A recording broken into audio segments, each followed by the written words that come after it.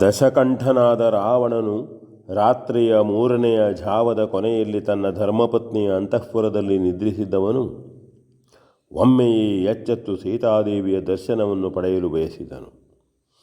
ಕನಸಿನಲ್ಲಿಯೂ ಜಾನಕಿಯ ನೆನಪೇ ಬಾಧಿಸುತ್ತಿದ್ದವನು ಎಚ್ಚರಗೊಂಡಾಗ ಅವಳನ್ನು ಕಾಣುವ ಹಂಬಲದಿಂದ ಮೈಮರೆತು ಉನ್ಮತ್ತನಾಗಿದ್ದನು.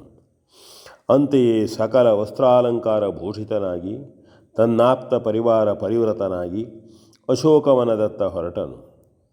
ರಾವಣನು ತಾನೇ ತನ್ನರಸಿ ಮಂಡೋದರಿಯನ್ನು ಜತೆಯಲ್ಲಿ ಬಾಯೆಂದು ಕರೆದನೋ, ಆಕೆಯೇ ಪತಿಯನ್ನು ಅನುಸರಿಸಿ ಹೊರಟಳೋ, ಅಂತೂ ದಾನವೇಶ್ವರನೊಂದಿಗೆ ಮಹಾಸಾಮ್ರಾಜ್ಞಿಯಾಗಿಯೇ ಅವಳು ಹೊರಟಿದ್ದಳು.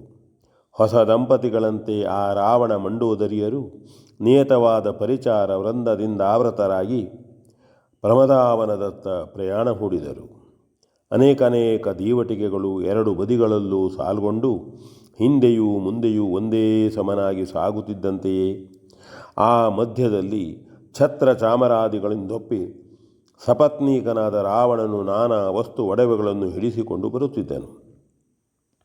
ಅತ್ಯಂತ ಲಾವಣ್ಯವತಿಯರಾದ ಕಿನ್ನರ ಸ್ತ್ರೀಯರು ತಮ್ಮ ತಮ್ಮ ಮೃದುವಾದ ಕೈಗಳಲ್ಲಿ ಹಿಡಿದು ಚಿಗುರಿನಂತಹ ಬೆರಳುಗಳಿಂದ ಮಿಡಿದು ವೀಣೆಗಳನ್ನು ನುಡಿಸುತ್ತಿದ್ದರು.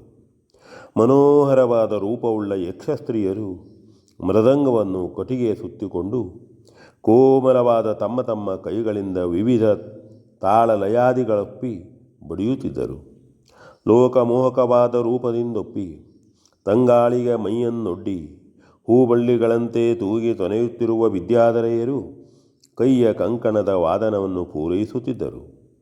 ದೇಹ ಸೌಂದರ್ಯದಿಂದಲೇ ಅತಿಶಯವಾದ ಸೊಗಸನ್ನು ಬೀರುವ ಗಂಧರ್ವ ಲೋಕದ ನಿತಂಬಿನಿಯರು ಕೋಗಿಲೆಯ ಕಂಠವನ್ನೂ ಹಿಮ್ಮೆಟ್ಟಿಸಿ ದಶಕಂಠನ ವೈಭವವನ್ನು ಅತ್ಯಂತ ಶೃಂಗಾರವಾಗಿ ಹಾಡುತ್ತಿದ್ದರು.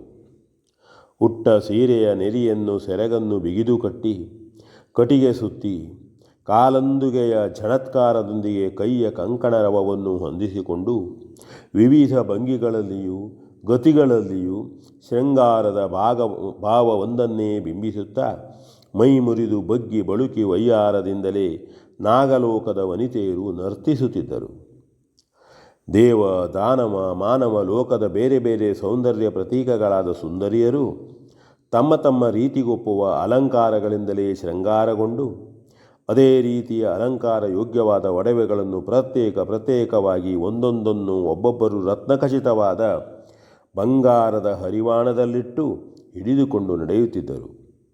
ಮೈಗೆಲ್ಲ ಕತ್ತುರಿಯನ್ನು ಪೂಸಿಕೊಂಡು ಅದನ್ನೇ ಚಿನ್ನದ ಭರಣಿಯಲ್ಲಿ ತುಂಬಿಸಿಕೊಂಡು ಅದೇ ಬಣ್ಣದ ಸೀರೆ ಕುಪ್ಪಸಗಳಿಂದೊಪ್ಪಿ ಭಿನ್ನಾಣವನ್ನು ಬೀರುವ ಬೆಡಗುಗಾತಿಯರು ಮಾತ್ರವಲ್ಲ, ಅಂತೆಯೇ ಗಂಧ ಚಂದನ ಪುನುಗು ಜವಾಜಿಗಳನ್ನು ಕೂಡ ಹಿಡಿದಿದ್ದ ಆ ಎಲ್ಲರೂ ಬೇರೆ ಬೇರೆ ಪರಿಮಳ ದ್ರವ್ಯಗಳು ತುಂಬಿರುವ ಬಂಗಾರದ ಭರಣಿಗಳೇ ಸಂಚರಿಸುತ್ತಿದ್ದಂತೆ ಶೋಭಿಸುತ್ತಿದ್ದರು. ನಾನಾ ಜಾತಿಯ ವಿಲಾಸನೀಯರನೇಕರು ತಮ್ಮ ತಮ್ಮ ಮೈಬಣ್ಣದಿಂದೊಪ್ಪುವ ರೇಷ್ಮೆಯ ತೆಳುವಾದ ಸೀರೆ ಕುಪ್ಪಸಗಳನ್ನು ಧರಿಸಿ ಅವುಗಳನ್ನು ಮೈಗೊತ್ತಾಗಿಯೇ ಬಿಗಿದು ಕಟ್ಟಿ ಪನ್ನೀರ ಮಡುವಿನಲ್ಲಿಳಿದು ಮುಳುಗಿ ಹಾಗೆಯೇ ಮೇಲೆದ್ದು ಸರ್ವಾಂಗವೂ ಪನ್ನೀರ ಮೈಗಂಧದಿಂದ ಮತ್ತದೇ ತೊಟ್ಟಿಕ್ಕಿ ಹರಿಯುವಂತೊಪ್ಪಿ ಪನ್ನೀರು ತುಂಬಿದ್ದ ಚಿನ್ನದ ಕಲಶಗಳನ್ನು ತಮ್ಮ ತಮ್ಮ ಎದೆಗಾನಿಸಿಯೇ ಹಿಡಿದುಕೊಂಡು ನಡೆಯುತ್ತಿದ್ದರು. ಅವರ ಜತೆಯಲ್ಲಿಯೇ ಆಳೆತ್ತರದ ಚಿನ್ನದ ಚೌಕಟ್ಟಿನ ದರ್ಪಣಗಳನ್ನು ಹಿಡಿದಿದ್ದ ಕಾಮನೀಯರು ಆ ಎಲ್ಲರ ಪ್ರತಿಬಿಂಬವನ್ನು ತಾವೇ ಹಿಡಿದಿರುವಂತೆ ಒಪ್ಪಿ ನಡೆಯುತ್ತಿದ್ದರು. ರತಿಯ ರೂಪವನ್ನು ಮೇಗಿಸತಕ್ಕ ಕುಸುಮ ಕೋಮಲೆಯರನೇಕರು ನಾನಾ ವಿಧದ ಆರತಿಗಳನ್ನೇ ಹಿಡಿದು ಹೋಗುತ್ತಿದ್ದರು.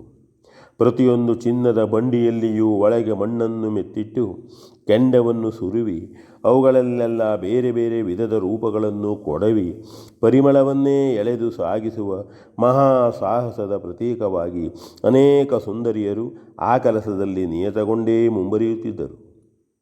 ಮದ್ದಾನೆಗಳಂತೆ ನಡೆಯತಕ್ಕ ಇಬ್ಬದಿಯ 4 ಲಲನೆಯರ ಭುಜಗಳ ಮೇಲೆಯೇ ತನ್ನ ನೀಳವಾದ ಬಾಹುಗಳನ್ನು ನೀಡಿ ಅವರೇ ಆ ಭುಜಗಳನ್ನು ಆಧರಿಸಿ ಹಿಡಿದಂತೆ ಒಪ್ಪಿದ್ದ ಲಂಕೇಶ್ವರನು ದಿಗ್ಗಜಗಳೇ ಎತ್ತಿ ಹಿಡಿದಿದ್ದ ಭೂಮಂಡಲದಂತೆ ಹಾಗೂ ಆನೆಗಳು ಹೊತ್ತು ಎಳೆಯುತ್ತಿರುವ ರತ್ನ ಮಂಟಪದಲ್ಲಿದ್ದಂತೆ ಮಹಾರಾಣಿಯರೊಂದಿಗೆ ಮೆಲ್ಲನೆ ನಡೆದು ಬರುತ್ತಿದ್ದನು.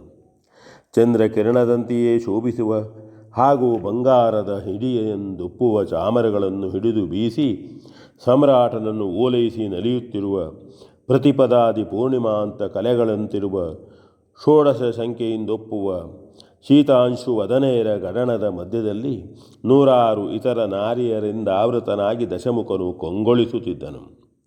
ಮಾರ್ಗದಲ್ಲಿ ಹಾಸಿದ್ದ ಮೃದುವಾದ ರತ್ನಗಂಬಳಿಯ ಮೇಲೆ ಒಂದೊಂದಾಗಿ ತೆಗೆದಿಡುವ ರಾವಣನ ಪಾದಗಳು ಪಾತಾಳದಾಳದ ಕೂರ್ಮವನ್ನೇ ಹೋಲಿದ್ದುದರಿಂದ ಭೂಯೋಮ ಪಾತಾಳಗಳವರೆಗೂ ವ್ಯಾಪಿಸಿರುವ ದಶಗ್ರೀವನ ಕೀರ್ತಿಯಂತೆ ಅಂದಿನ ಆ ಪಯಣವು ಪರಿಶೋಭಿಸುತ್ತಿತ್ತು. ದಾನವ ಸಾಮ್ರಾಟನನ್ನು ಹೊಂದಿ ಕಳೆಗೊಂಡ ವೈಭವವು ಲಂಕೇಶ್ವರನ ಶೃಂಗಾರದ ವಸೆಗೆಯಾಗಿ ಅಶೋಕವನದತ್ತ ಸಾಗುತ್ತಿತ್ತು. ರಾವಣನು ಉದ್ದೇಶಪೂರ್ವಕವಾಗಿ ಕೈಗೊಂಡ ಪಯಣವು ಕ್ರಮದಂತೆ ಸೀತಾದೇವಿಯ ಸನಿಹದಲ್ಲಿ ಕೊನೆಗೊಂಡಿತು. ಅಲ್ಲಿದ್ದ ಕಾವಲಿನ ರಕ್ಕಸಿಯರು ತಾವು ನಿದ್ರಿಸುತ್ತಿದ್ದು ಯಾರಿಗೂ ತಿಳಿಯಬಾರದೆಂಬಂತೆ ಸಡಗರದಿಂದಲೇ ಓಡಾಡತೊಡಗಿದರು.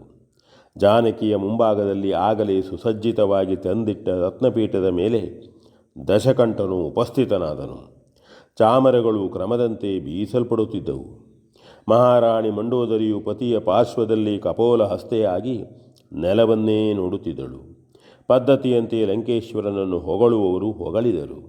ಚಿನ್ನದ 10 ಕಾಲು ದೀಪಗಳು ಉರಿದು ಬೆಳಕನ್ನು ಬೀರುತ್ತಿದ್ದಂತೆಯೇ ಗಾನ ನರ್ತನಗಳು ಮತ್ತೊಮ್ಮೆ ಆರಂಭಿಸಲ್ಪಟ್ಟವು. ವಿಶೇಷವಾದ ವಸ್ತು ಒಡವೆಗಳು, ಪರಿಮಳ ದ್ರವ್ಯದ ಭರಣಿಗಳು 2 ಸಾಲಾಗಿ ನಿಲ್ಲಿಸಲ್ಪಟ್ಟವು. ಒಂದೆಡೆ ಮರದ ಕಟ್ಟೆಯಲ್ಲಿ ಸೆರಗನ್ನು ಚೆನ್ನಾಗಿಯೇ ಮುಚ್ಚಿ ಹೊಡೆದುಕೊಂಡು ಮ್ಲಾನವದನಲಾಗಿ ನೆಲವನ್ನೇ ನೋಡುತ್ತಿದ್ದ ಜಾನಕಿ, ಮತ್ತೊಂದೆಡೆ ಆಕೆಗೆ ಎದಿರಾಗಿ ಭದ್ರಾಸನ ಮಂಡಿತನಾಗಿ ವೈಭವದ ಅಟ್ಟಹಾಸದಿಂದಲೇ ಮೆರೆಯುವ ಲಂಕೇಶ್ವರನು. V N Bhagavat Baraballi.